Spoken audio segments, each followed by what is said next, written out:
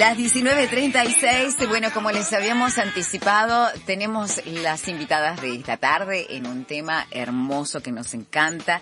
La doctora Ana Calviño, investigadora adjunta del Instituto Multidisciplinario de Biología Vegetal, dependiente del CONICET y de la Universidad Nacional de Córdoba, y de la misma área también nos acompaña la doctora María Silvina Fenoglio. ¿Cómo les va? ¿Cómo están? Buenas tardes. Buenas tardes. Hola, ¿qué tal? Muy buenas tardes. Bien, bueno, ustedes son doctoras, recién estábamos porque les preguntábamos, nosotros que somos ajenos a sus áreas, les preguntamos en detalle y nos maravillamos cada vez que hablamos de estas cosas del conocimiento en ciencias biológicas, que está como muy aproximado todo esto del tema de la ecología.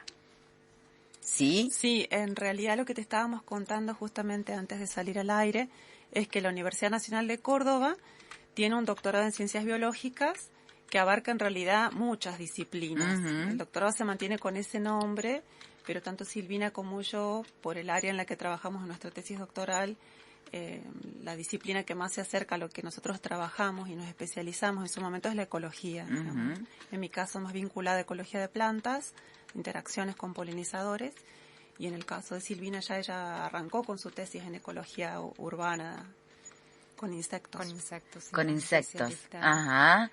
Bien, que van de la mano. Yo todo esto, ustedes sepan tolerar mi ignorancia. Acá la tengo a Mari, que está más en el tema, más empapada en el tema, pero bueno, por ahí uno se ve tan urbano y dice, bueno, a pesar de vivir en plena urbe, tenemos esta alternativa de tener techos verdes, ¿no? Tal cual. Y de eso se trata este proyecto. Exactamente. Contame, techos verdes con nativas. Exactamente. Nosotros hace un par de años empezamos a estudiar estos sistemas que son nuevos para el ambiente urbano.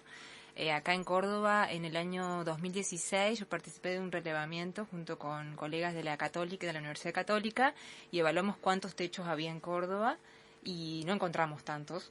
En metros cuadrados habrán sido unos 6.000 metros cuadrados que comparativamente con otras ciudades del mundo, como por ejemplo Múnich, que están como a la vanguardia en el desarrollo de techos verdes, tienen como no recuerdo si 3 millones más o menos de metros cuadrados de techos verdes construidos. O sea, en Europa es una tendencia que hace años que se aplica porque tiene múltiples beneficios el uso de techos verdes.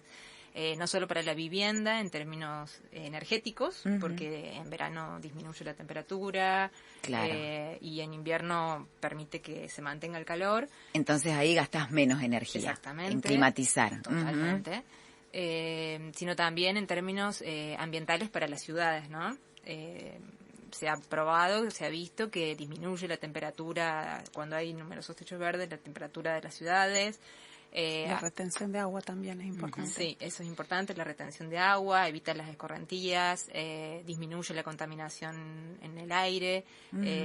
O sea, estos sistemas tienen como múltiples beneficios y nosotros en particular estábamos interesados en ver cómo funcionaban, si servían de hábitat para distintas especies de insectos. Ajá. Claro, bueno, como un ecosistema, ¿no? Que tiene todas esas funciones. Entonces vamos ayudando que existan algunos más. Exactamente. Y bueno, voy a hacer como una mini introducción de cómo llegamos a esto, porque yo empecé a estudiar los efectos de la urbanización, que es uno de los grandes disturbios que, digamos, afronta la biodiversidad a nivel global. Disturbios ocasionados por el hombre y que lleva a la pérdida de especies, y realizamos un trabajo hace unos años donde pudimos comprobar una revisión que hicimos a nivel global con colegas, que tanto la diversidad, la riqueza de especies, el número de especies de insectos como la abundancia disminuían en zonas más urbanizadas. Y hay muchos otros trabajos que lo demuestran. O sea, se están perdiendo especies de insectos de distintos grupos en zonas más urbanizadas.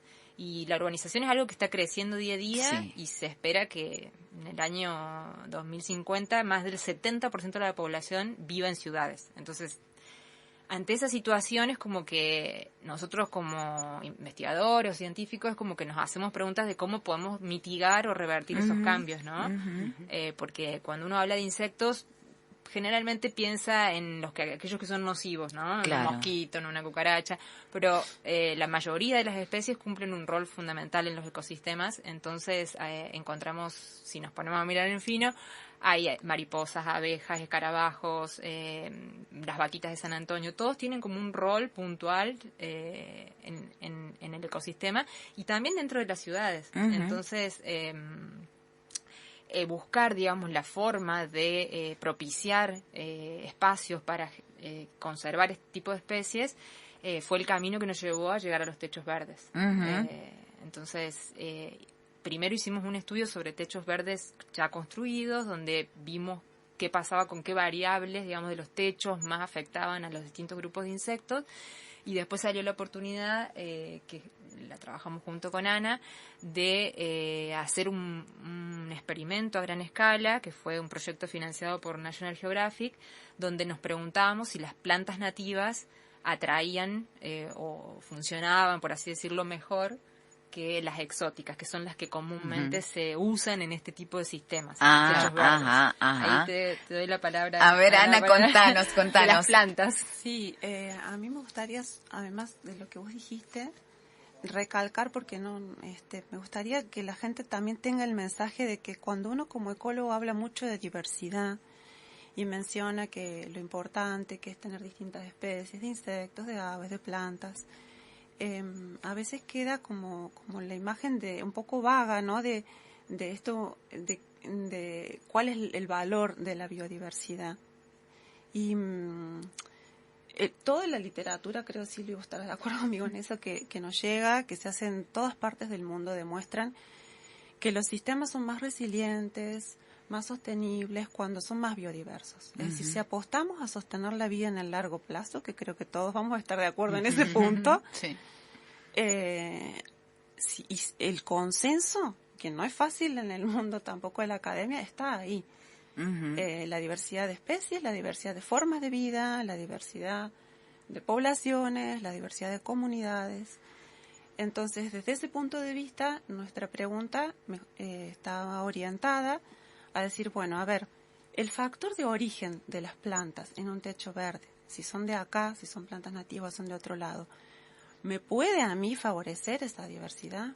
Porque hay una discusión muy grande en todo el mundo, en estos sistemas construidos, como son las ciudades, con respecto a si realmente vale la pena apuntar a decir, ponemos especies nativas. Uh-huh. Si todo lo que tenemos está lleno de plantas de cualquier lado, por decir así. De hecho, hay una revisión que hicieron unos investigadores de China hace muy poquito, donde justamente encontraron que en ambientes urbanos aumentan claramente las especies exóticas. Uh-huh. Mayor urbanización, mayor cantidad de especies de plantas. Esto es un trabajo hecho plantas, uh-huh, que son de otras partes, distintos de ese lugar, y disminuyen la cantidad de especies originarias de ese lugar.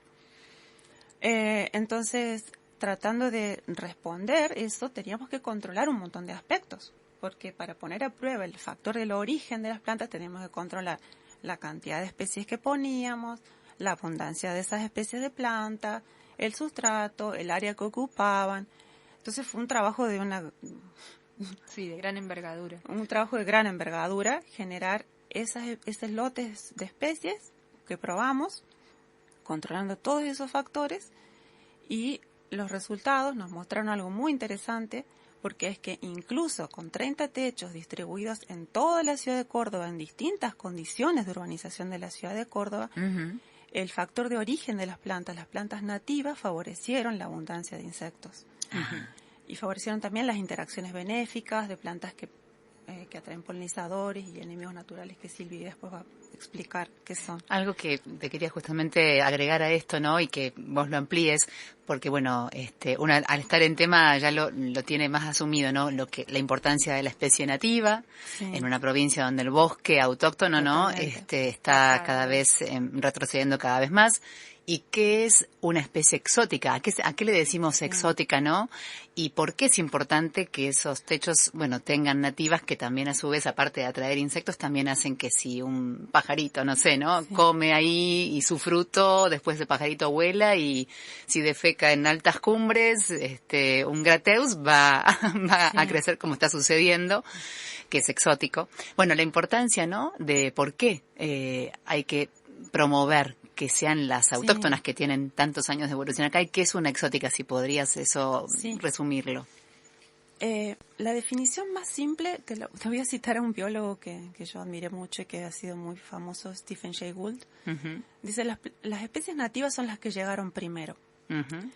Eso hace referencia a que el concepto de lo que es nativo, lo que es exótico, es un concepto histórico. O sea, yo tengo que situarme en un momento en el tiempo, porque las especies se mueven y siempre se movieron. A veces llevaban millones de años en hacerlo, o miles, pero ese movimiento de especies ocurre. Entonces, podemos decir que las especies nativas son aquellas que fueron como coevolucionando, adaptándose, acostumbrándose a un determinado lugar durante miles y miles de años, y que los habitantes de aquí originarios ya reconocían como tal. Porque hay que poner una línea de corte histórica, digamos. Entonces, lo que ocurre es que me parece importante destacar es que las urbanizaciones del hemisferio sur, de Sudamérica, vamos a decir, en ese sentido, son bastante distintas a las de otras partes del mundo. Entonces, cuando uno encuentra estos patrones de, en general las ciudades de todo el mundo tienen mayor cantidad de exóticas, es como que se cae fácilmente en decir, bueno, y si es así, ¿verdad? ¿Qué problema hay?